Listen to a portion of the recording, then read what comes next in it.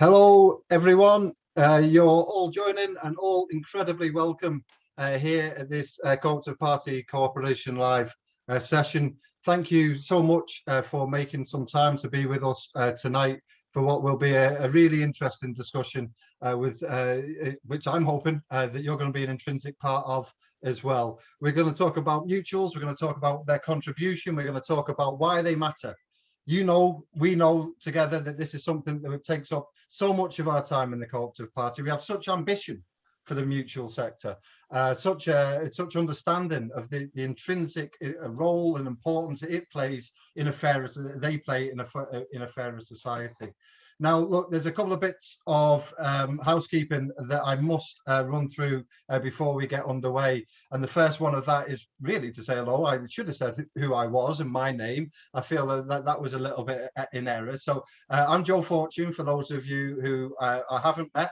I'm the General Secretary of the party. The bits of housekeeping that I should also do before we start is just in and around things that you may well be familiar with from these sessions and many other sessions like it, is that we record them. We record them so that we're able to put them onto our YouTube channel, making sure that those who aren't able to be with us today will be able to benefit from the discussion and the content and the learning that I hope will come from it. That does mean that if you don't wish to be on camera, if you like, do make sure you turn your camera off, perfectly fine, but that will also just make sure that you have the privacy you're after. Other things I must say before we make a start is that we do closed caption all of our events. So if you do look at the bottom of your screen, you should see that CC button. So if you do require that service, make sure you take advantage of it from there as well. Other pieces just before we kick off is just in and around the questions discussion that I know will be interesting after our contributions today, and now they are best able to be targeted into the chat function. So if you're able to have a little look at the chat function again at the bottom of your screen there, you'll be able to put your questions in there. The other way is to raise your virtual hand. We'll be looking down the participant list. It will give me a sense of who wishes to come in. At that point, we'll give you a shout. I'll give you a shout by name, and you'll receive a notification just asking you to unmute, because the way we do it, just so that we can all enjoy the event as much as possible, is we keep everyone muted up until you wish to come in. So hopefully that is incredibly clear with yourselves, and we're able now to go back into the more substantive part of our discussion today. Just before I introduce our first guest, I should say that we are hoping that Gareth Thomas, MP, who was chair of the Co-operative Party for just shy of 20 years, I think 19 years, is doing voting today in the House. So we've been slightly skewered there by the House business. Now, if Gareth is able to join us, I'll bring him in, making sure, there you go, Brahma saying he's his MP, so you'll be able to direct your criticism for his voting habits today, Brahma. But if he is able to join us, I will bring him in and make sure that we benefit from his views. But as we're up to, what I'm going to do is I'm going to bring forward a real friend of the Co-operative Party, someone who I've worked with for probably 10 years, maybe, Kate, maybe something of that sort of order, in many different shapes, sizes and guises through our respective roles at the Co-operative Party and at the BSA, the Building Society Association, where Kate is being heading up so much of their advocacy work, their research work, and their work, making sure that the voice of the Building Society sector is well heard and well understood right across government here in Westminster, but right across the country as well. Now, Kate's going to give us an introduction to why she and her organisation knows that mutuals matter. And I'm really looking forward to that discussion. At the end of that contribution, what I will do is maybe talk a little bit about what the party feels and what we're doing as a result as well. But I really want us to benefit from Kate today, first and foremost. So Kate, it's over to yourself. You're very welcome here in your possibly first Cooperation Live. So there we go, first of many, I hope, but over to yourself, Kate, for your introduction on this topic. Thanks. Thanks so much, Joe, for that really kind introduction. So let me just kind of explain a little bit about where we sit in the kind of mutual sector. The Building Societies Association represents all 43 building societies and 6 of the larger credit unions. So we're really based in the financial services. And that's where some of the research that I'll be talking about comes from. And essentially, as I'm sure you all know, building societies help people save, and then they use these savings to fund mortgages so that other people can borrow to buy or build a home of their own, while credit unions focus on savings and loans. They're obviously all owned by their members, their customers, and collectively, building societies across the UK have over 25 million members. So they're quite a sizable network of a membership network, and they play a part in the wider mutual sector. And my first point really is that mutuals are incredibly diverse. Obviously, I'm talking from a financial services perspective, and from building societies and credit unions. But that means that there are different legal frameworks governing them. There are different regulatory frameworks they have to comply with. And it's not a one size fits all. And so this diversity really means that they can face different challenges. And when they have problems or challenges in raising capital, they need different solutions. So thinking about the kind of LV situation that's been going on over the past kind of year or so, one of their challenges was raising capital.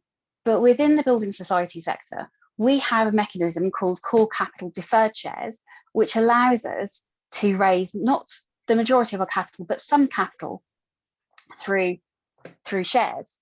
And it's been used really successfully within our sector by Nationwide, which is the largest building society, but also by the Cambridge and by the Ecology, which are much smaller. So it's something that's worked for across the whole of the sector. So that's my point about diversity. And mutuals are important. They're important because of their ownership structure. And the first point I want to make is that it's systemic, they contribute to systemic resiliency within financial services. Having different types of businesses means that they have different strengths and weaknesses. They diversify risk and they increase resiliency. So back after the financial crisis, Cass Business School did some research and found that building societies membership, because of their membership ownership structure, they recovered more quickly than shareholder-owned banks, they were more resilient, and they kept lending in the mortgage space. So the market didn't freeze up, people could still buy a home, while banks moved away from that because they had to repair their balance sheets. So that's one of the benefits of the ownership structure. The second benefit, I think, is greater consumer choice. The ownership model means that societies take a long-term view. They focus on serving their current and their future members. As one of our former chief executives said, they inherit the business, they steward it, and then they pass it on to the next generation so they can decide what to do.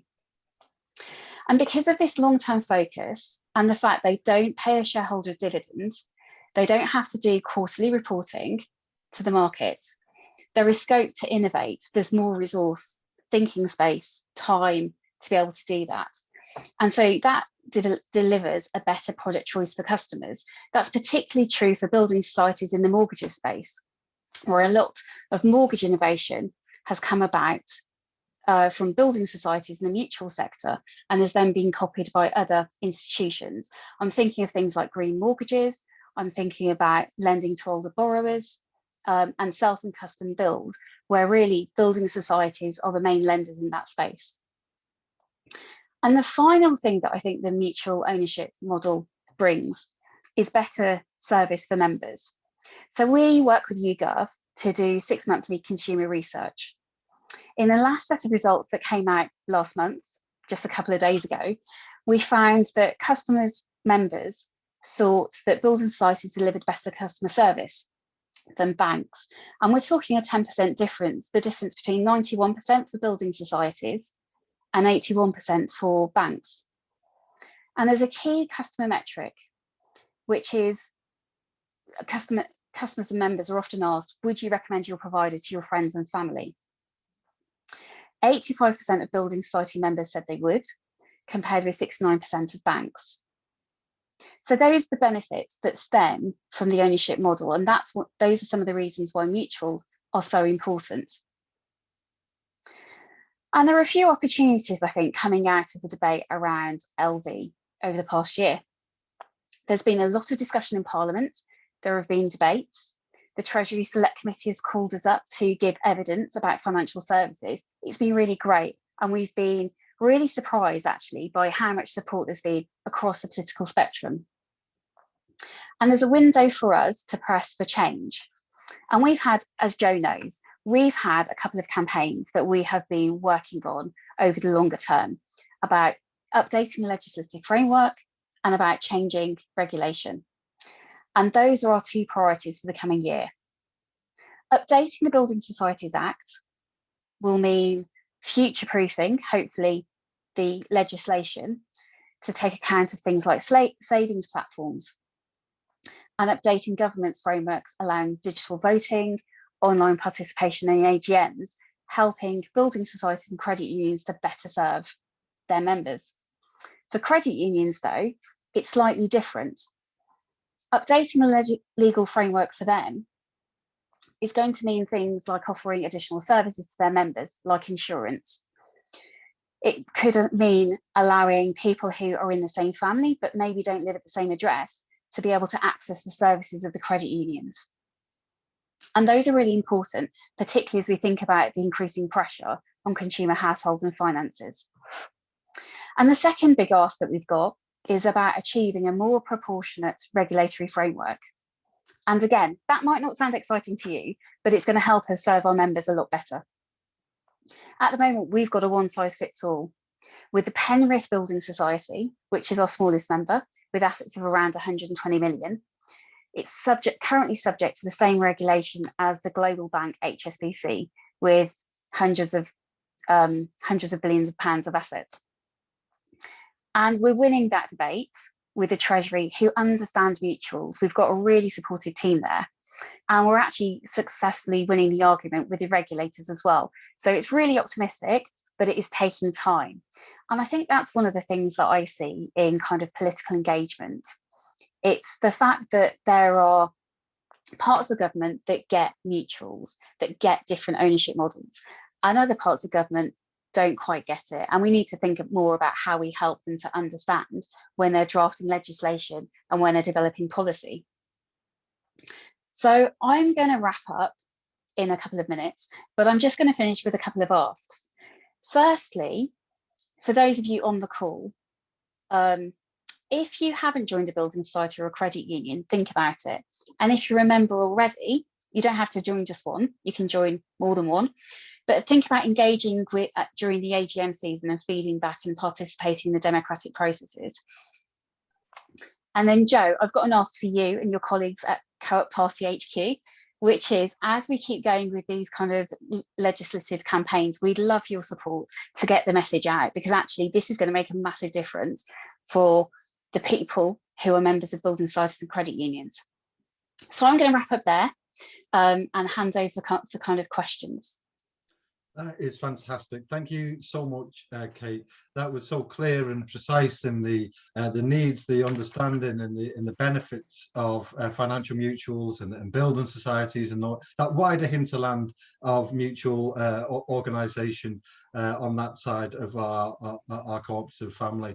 I just wanted to, there's a couple of things actually just to pick up in particular, and now while I do that, I would encourage, and that will have stimulated thoughts from yourselves.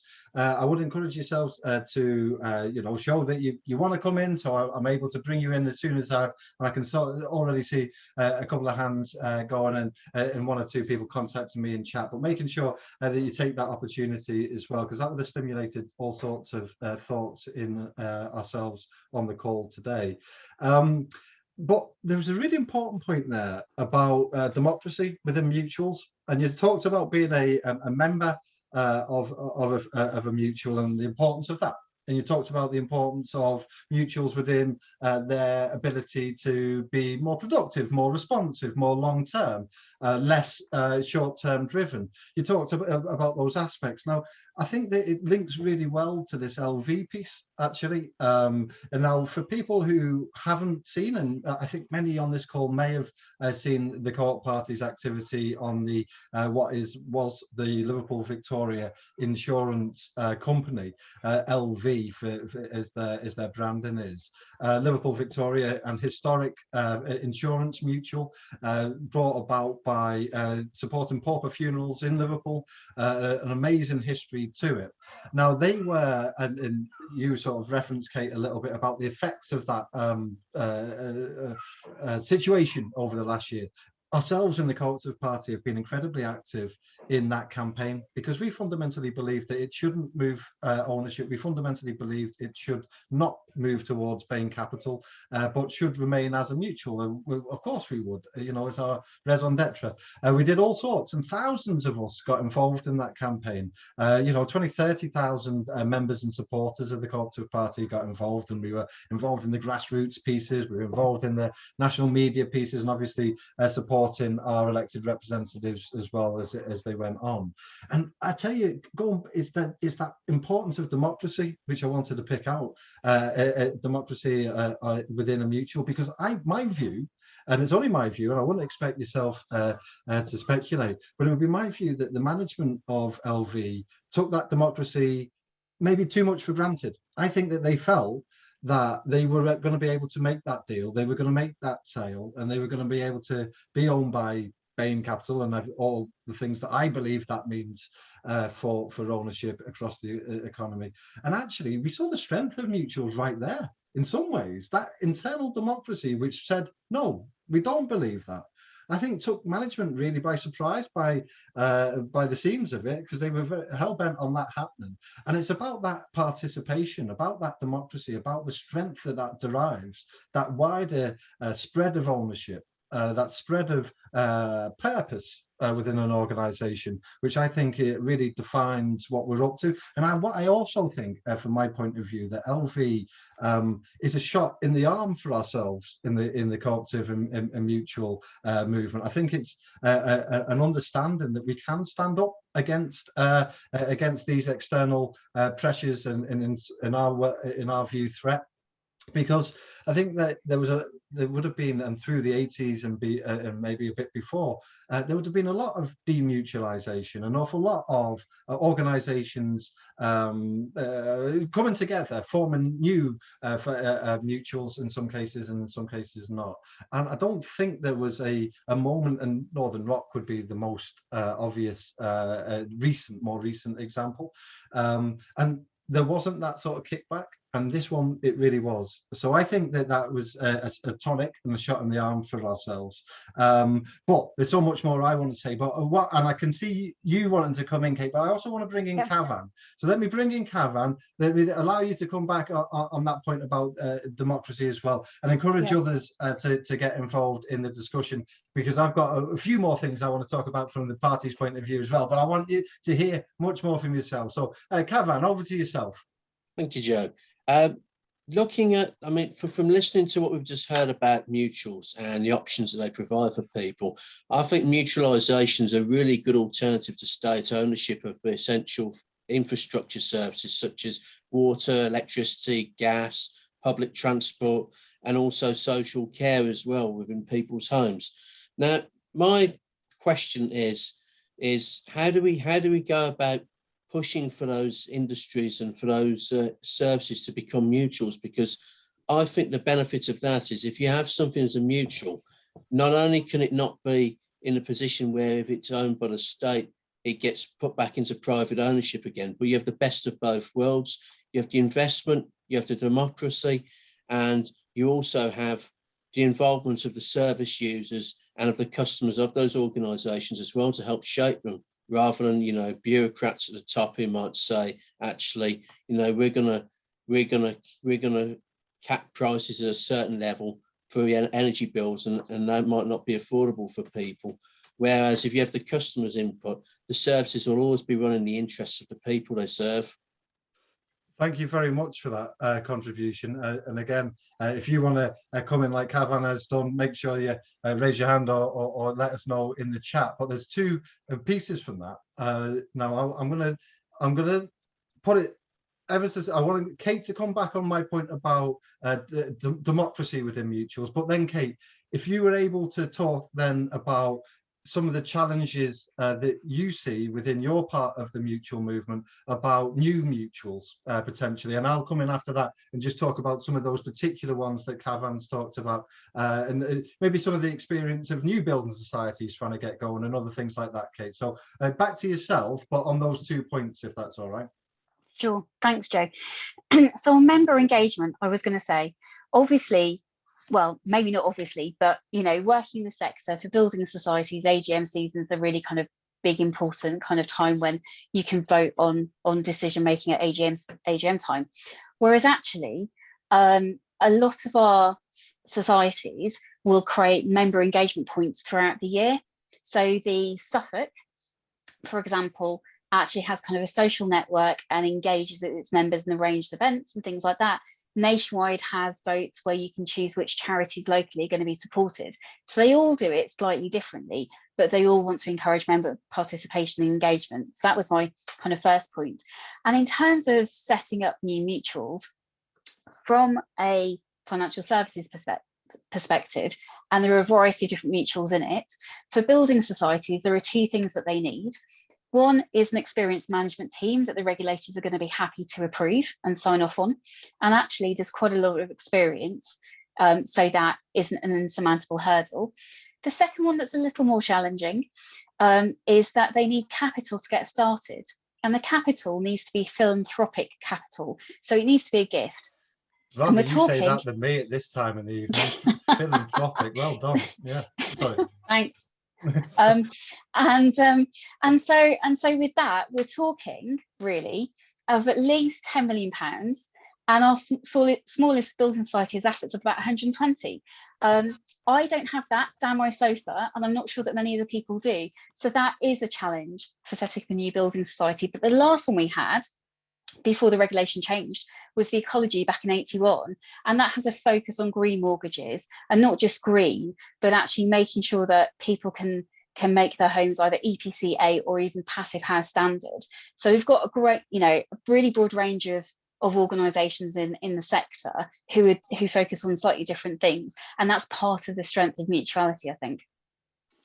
Thanks for that. And Sebastian, I'm going to bring you in next, and also I do want to pick up on a question we've had from Ron as well. So I'm going to come to two of those yourselves. Ron, I've got yours written down, so I'll deal with that one. But Sebastian, I'll bring you in next if that's okay, and make sure you're putting your hand up if that's you want to come in like Sebastian, or put your question in like Ron into the chat as well. But why I wanted to pull that out ever so slightly, Cavan, and it goes back to your point about new mutuals, is like there's two bits. One is like a system which is very hard for mutuals often to establish. Now, Kate in her contribution talked about the variety of different mutuals. Now, I think that that's a strength of our family, if you like, but also it does mean that an awful lot of regulation and industry norms and law is geared up for organisations which aren't mutuals.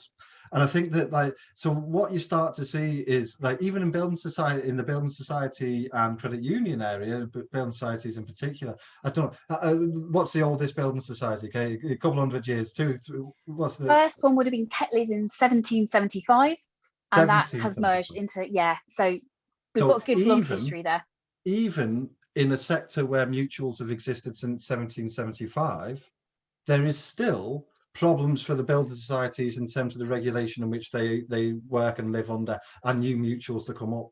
So just put that into perspective for a second. We're now going to be talking about really brand new mutuals where there haven't been any before, but even in financial services, our system still is trying to work out how it gets on and whether it's understood or not, even in the building society sector. I know that Kate, also you were talking about the situation being rosier as well. I don't want to be too negative, but my point is then, Karen, if we start to talk about water, rail, the utilities and the services, the energy that you raised, I think first we have to accept the challenge of system, which isn't geared towards having those new mutuals. However, the other really much more positive side of it is that some of those industries really lend themselves to mutuals.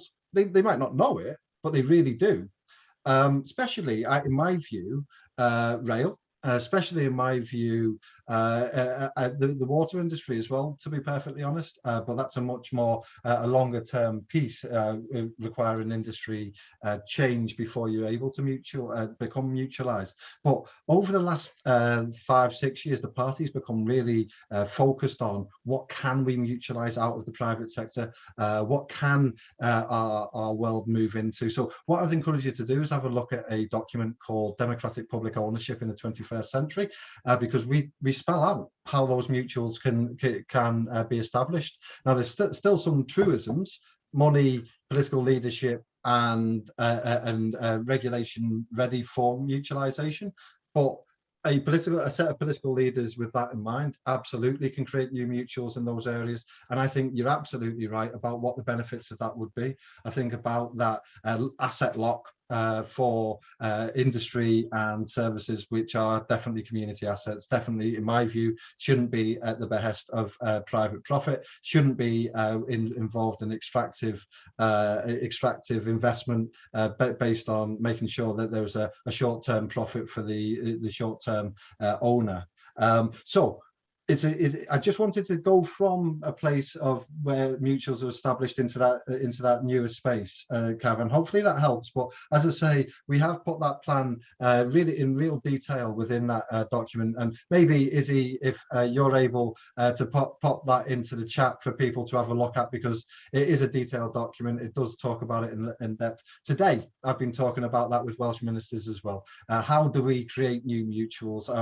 And when you've got political leadership like in Wales, and you've got a manifesto and a business of government which talks about doubling the size of the cooperative sector, these are the very discussions that are able to be had as well. So it's on that ambition, that political leadership, the regulation, and then ultimately some finance as well. So that's hopefully helped the thinking, Cavan, and I can see potentially Izzy's got that in the chat. But with that said, I want to come to Sebastian. Sebastian, forgive me. Over to yourself. If you're able to unmute, come on in. Thanks, Joe, and thanks, Kate, for a really solid overview of mutuals and where we are today. My question is around communicating mutuals. For the first part of my career, I was a business journalist. I covered capitalism in all of its forms, and it became quite clear to me that there were many situations where that model just doesn't work. And that's partly what's led me towards the Co-operative Party. I'm now working in communications, so I spend my days trying to explain companies to journalists, to policymakers. So what really struck me was when, Kate, you talked about the fact that some MPs or some politicians really get mutuals and some just don't. And I was keen to learn what approach you take when communicating them to make sure that people really understand what they're about and the benefits come forth. It's a really interesting question, and I know, Sebastian, that me and Kate are going to have divergent views on this one. So let the professional do the piece from Kate, and then I'll talk a little bit about how I see it as well. But Kate, over to you. So that is a really interesting question. It's something that we're reconsidering at the moment on the back of the kind of interest in LV about how we can kind of broaden our reach. But I think it's about explaining actually the business model, a little bit of the kind of story of how it all started back in a pub in 1775, when a group of friends were bemoaning their housing situation and the poor quality of their housing.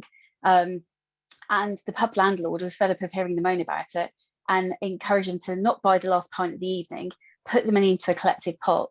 And as soon as there was enough, the first person would take that money out. So it's about stories like that. And until they all had enough money to be able to buy a home of their own and get onto the property ladder and register to vote. So there are stories, but there are also stats. I think after the financial crisis, the Cass Business School research that I mentioned earlier on, it's about kind of making the case and demonstrating the benefits of what mutuals can bring, not just because it's a business that makes profit that then goes back into the business so it can grow and develop, you know, the concept of patient capital, but it's also about what it brings to the wider financial services space as well, and how we're a valuable part. And so it actually helps the regulators and politicians if they consider us as a developing policies. So it's a range of different things that we need to do to be able to kind of explain that. I think what the challenge, and I work a little bit less with the media than colleagues do, but the challenge is when people are really busy and you have to get it over quickly. And so it's making sure that things are accessible and the asks are really clear of what you need them to do and how it's going to help both you and how it's going to help them. Right. I've got, yeah, Kate is a consummate professional in that area, and that's a fantastic response to that. I'm got, if it's all right, if there's time, I'm going to come back on that one for myself, but I am also keen to make sure that we have just a couple of questions which have come into the chat. While I get through those, if you do want to come into the discussion, like Cavan, like Sebastian, make sure you indicate, because from my point of view, I think that there's the discussion about how important they are. How they are, how they're fostered and how they're grown and how they're proliferated across the economy, but also what can we do within the Co-operative Party and as Co-operative Party members, whether locally or in councils, how can we be part and parcel of their future development as well. So I think there's an awful lot of aspects to come in on, but I wanted to pick up first on Ryan's question, which is quite good, and it's a question that we've sometimes asked ourselves. What can't we mutualise is what Ryan's talking about. And Kate, is there something in your mind that, you know what, I don't know if that fits a mutual structure, just out of interest? It's maybe something you do in the BSA office. Over to you in the first instance. Thanks. I don't know. I think, you know, I don't know. I'm probably going to fudge this question, but it's not a question of what can't be mutualised. But I think in financial services, building societies have a particular specialism and they don't tend to do everything. And I think that's really important, that actually they play to their strengths, as do credit unions. And I think that's an interesting point around, actually, are there some things, should mutuals focus on specific things, on specific objectives, rather than trying to do everything? That's not really an answer to the question, I'm afraid. But you know, if you're kind of thinking about where do you draw the line and where do you draw the boundaries, that's my view. It's a good question from Ryan. Yeah, it really is, because it's something that, you know, from my point of view, over the years I've called for and campaigned for the mutualisation of many different aspects of the economy and society. I guess there's something about the specialism that Kate talks about. There's something about making sure that we only expand and mutualise things which are viable. Because what we shouldn't be doing is trying to apply our business approaches and models to parts of the economy which aren't sustainable. We shouldn't see ourselves as a stick and plaster for potentially failing businesses. Now, that's not always the case, but what I don't really like is the thought that this business X or industry X is unsustainable for a particular reason. I tell you what, a mutual approach will save it.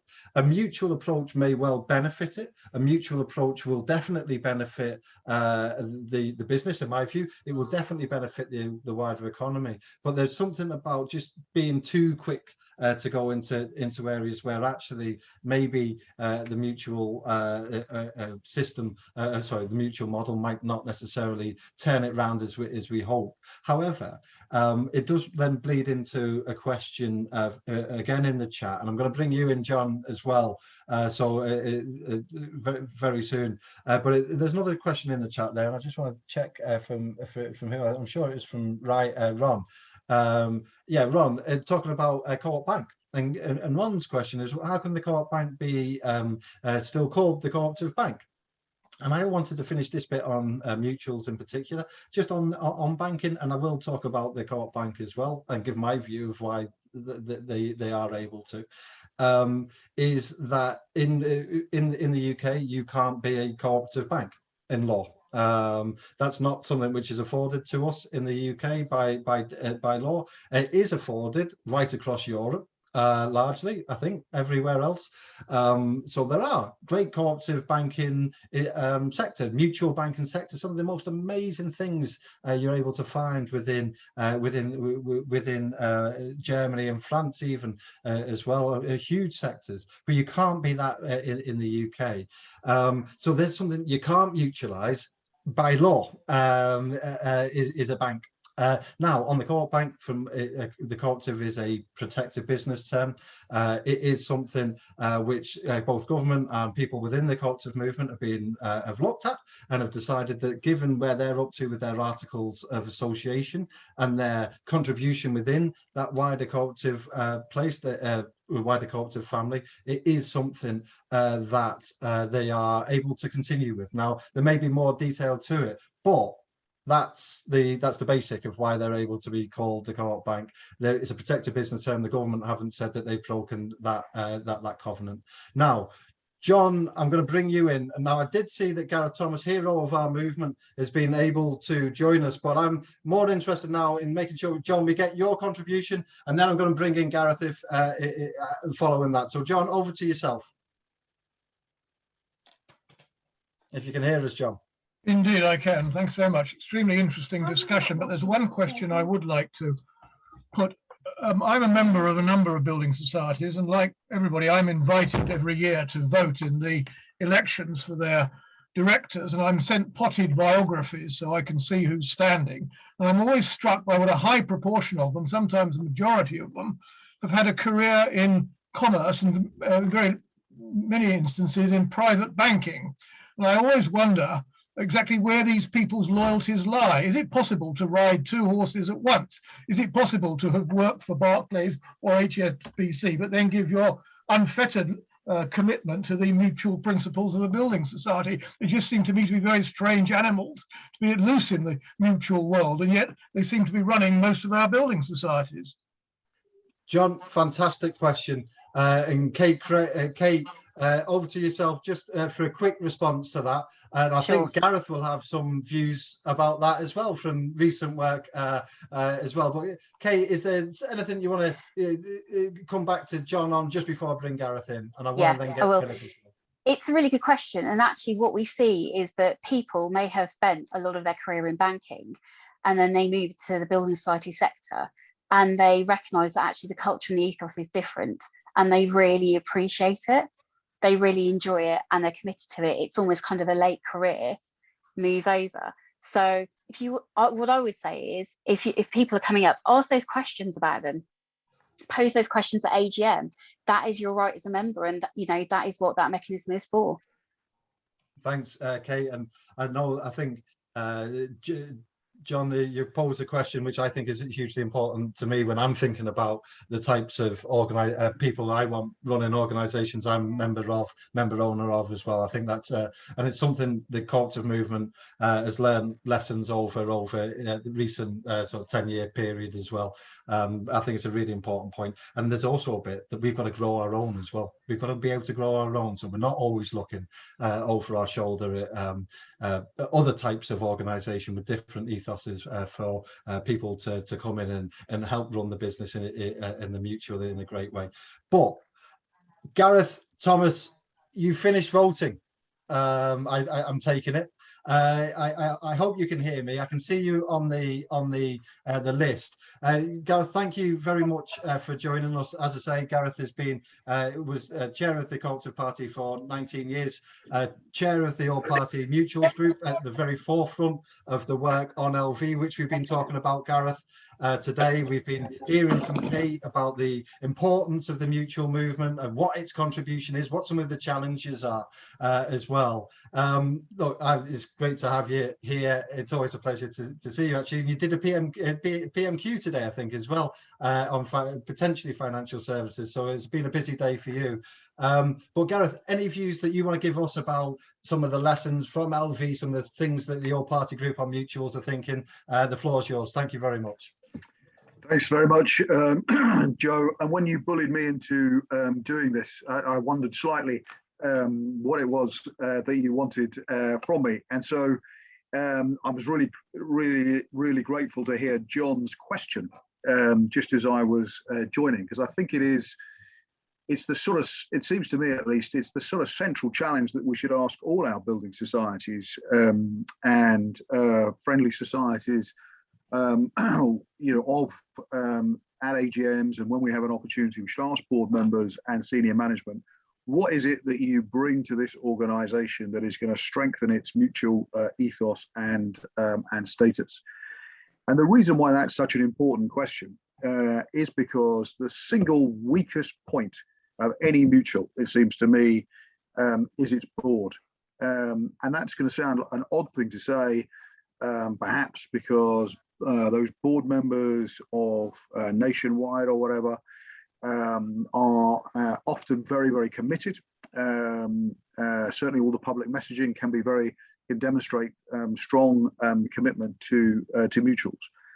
And yet, if you look back at the history of demutualizations in this country, both those that took place before the financial crash and the Liverpool Victoria one that's just been attempted, it's always been the board and the chief executive from where the energy for demutualization has come from, and so challenging board members about what they're doing to protect and enhance the mutual status and ethos of the businesses that we all know and love and support is hugely important.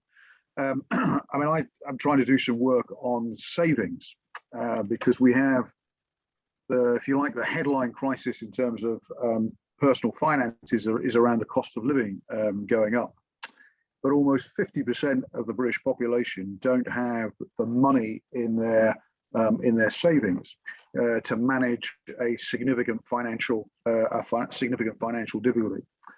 And in that situation, surely part of the job of the labour and co-op movement should be to ask the question: what can we do to increase and improve that savings situation? And obviously, there's a whole series of things about tackling the cost of living, a whole series of things about making work pay better.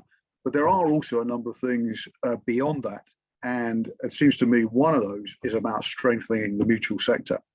Why? Because if you strengthen the mutual sector, mutuals don't have to pay money to shareholders in the form of dividends. That money can be reinvested into the business, either in better savings rates or in better, more appropriate financial products. And we should be pushing the management and boards of mutuals to be speaking about that benefit, and also using, if you like, the money that they don't have to give to overseas investors or other shareholders to invest in better returns for the likes of you and I and others who need and rely on mutuals. I think there's a job to be done about expanding access to the credit union movement. Personally, I think it should be compulsory that any business should offer to its employees the right to help them join a credit union and have, if they want, money deducted from the wage packet to invest in a credit union. It's a small thing, but it would make a significant difference in terms of building up a pot of money so that people don't have to reach for the illegal money lender or the high-cost credit card lender. They've got a pot of money to fall back on. So, I mean, one of the big issues that hopefully we'll see in the new Queen's speech are finally some long delayed and much promised reforms to the credit union movement to help the credit union movement expand. But one of the things that we should be, it seems to me, as a labour and crucially a cooperative movement, is pushing for the government to be even more ambitious in how it helps credit unions to expand. And we as a co-op movement can certainly be more vigorous in pushing the boards of mutuals that we belong to be prouder of their mutual status, to be marking out more closely, more clearly, the difference between what they as a mutual are doing and what their nearest competitors are doing as in the same sort of market space. And lastly, I think we should be challenging the boards to put in extra safeguards against demutualisation. One of the reasons why we won the battle to stop Liverpool Victoria demutualising was because a previous board of Liverpool Victoria had written into the constitution of LV a requirement that any future demutualisation had to have 75% of members who turned out to vote in such a contest backing that. A very, very high threshold, and they weren't able to get to it. Now, personally, I think all friendly societies should have that, and we should be pushing building societies to make sure they're doing everything they can do to put in place extra protections. And if you really want to be controversial, you should support my campaign for Yorkshire Building Society to ditch its vice chair, who is on the board of Liverpool Victoria. And if ever there were a board member of a mutual who quite clearly isn't committed to maintaining mutuality, it is this particular current board member of Liverpool Victoria. So I hope that Yorkshire will not renew her contract and she'll come off the board next year. But that's I hope one of the things that will fall out from the Liverpool Victoria debacle last year, as well as soon, hopefully, the departure of the current chair and chief executive of Liverpool Victoria. And then we can have in place, hopefully, a chief executive, a management team, and a board that are proud of their mutual status and are determined to keep LV mutual. I hope that's helpful as a sort of reasonable start, but happy to try and answer any questions if people have got them. Thank you very much. And what's really nice about that contribution, Gareth, is that it's sort of really built on the discussion we were having while you were voting. So a really nice sort of a summation of your views, but also pulling at some of the themes that we've been talking about already this evening. Some bullish stuff from Gareth. It feels like you're bullying me into a new to-do list with that contribution. I've got plenty to take away myself, let alone others. But before I write my to-do list, I want to, we've got a couple of people who want to come in, so I want to get to Felicity first. Thank you very much for that patience, Felicity. Over to yourself for a question and discussion. Yeah, hi. It's really about ex-bankers being on the board of these mutuals. It seems an oxymoron. I mean, for example, the new health boards that they're talking about, the one thing, there's a big campaign at the moment to keep people from the private hospital sector off the boards. And so I'm really confused. It just doesn't. And you look, as the last speaker said, you look at where mutuals have been privatized, and you see that it's mostly the people on it are from the banking sector. And so I just really don't understand. Is there no way that you can say, well, you've got a conflict of interest in a way? I mean, I don't know, maybe you can ask, can that not be used? I mean, as we see on the board of Liverpool Victoria, there was obviously a conflict of interest. So, and I think that's not unusual. I think that's the norm. So yeah, so I'm wondering, is there a way that we can, as the health service, the NHS are trying to do? Thanks. Yeah, thanks for that, Felicity. And Mary, I want to come to you as well very shortly as well, because thanks for your patience. There is something about making sure that our movement is as skilled and as tooled as it must do in order to grow and to fulfill the ambitions that we've been talking about tonight, but the ambitions that our values and principles take us to as well. But, Kate, just on that growing our own, am I right in saying that the BSA running the Masters programme, trying to bring through building society leaders for the future, is that something that you're on with? Yeah. So we started probably about 5 or 6 years ago, and we worked with Loughborough University to run an MSc programme, because obviously we've got a range of building societies of different sizes, and not everybody can have their kind of senior leadership programme, development programme. So that's what it was really designed to kind of support businesses so they could grow their own talent. We've been running it, as I said, for a couple of years, but they've expanded it to credit unions. We've got friendly societies involved over the next kind of year or two. So we've even had some of those European cooperative banks join us on the programme as well. So actually there's been loads of support for it. And I have to say personally, I've been on it and I've just graduated, and it was a brilliant experience of actually having a network across the sector of people who are probably mid-career and who you can support to kind of support as you grow kind of through the rest of your career, and kind of make sure that people are held to kind of mutual values. Yeah. So it's great that that's happening for the city, that's sort of right, because that's going to be vital for us.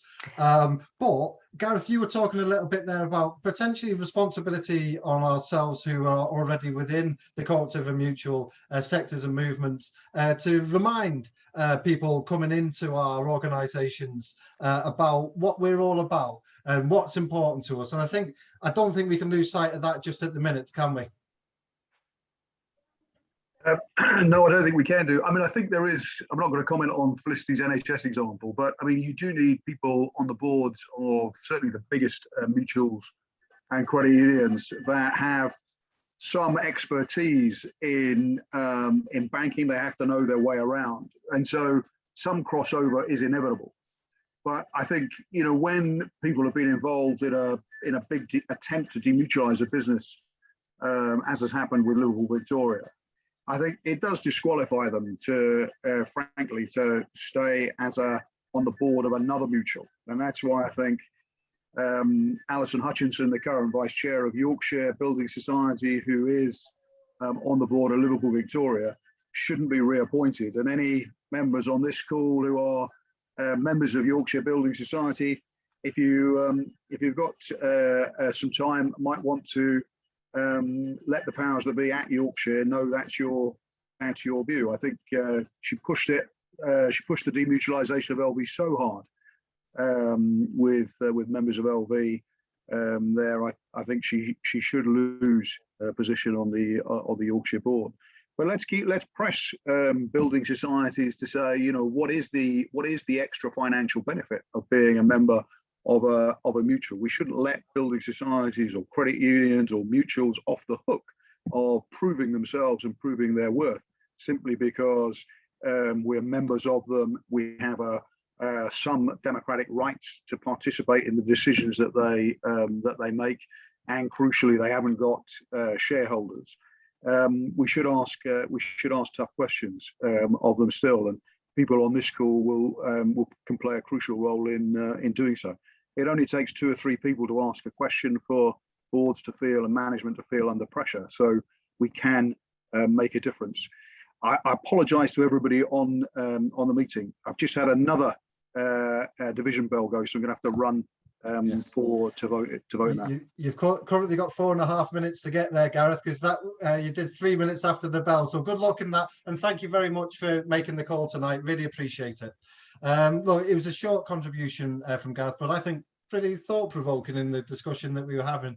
Of course, we're sorry that parliamentary business has got in the way of our wider discussion today, but I think there were some real points of interest there. I can see that I still want to, there's a couple of things in the chat I want to address. Kate, you've come off mute. Is that because you wanted to make a further point just before we move on? Because I want to get Mary in as well. I was just going to say that Gareth has disappeared, so I'll drop him an email tomorrow. But I was going to say, in the last 3 years, savers with the Building Society have had more than over £2.4 billion more than they would have got in the big bank from big banks.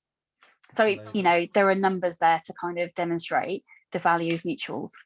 There you go. Thanks for that, Kate. Mary, thank you for your patience. Come on in. I realise this may be a bit off topic.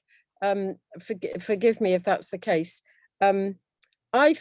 I attend meetings of Compass, and I know that they've got this campaign, only stand to win. I'll just put the link in case you're interested. And I'm not sure if the co-op is listed, that the Labour Party apparently doesn't want to play this game. And I know that you can be a member of Labour and co-op.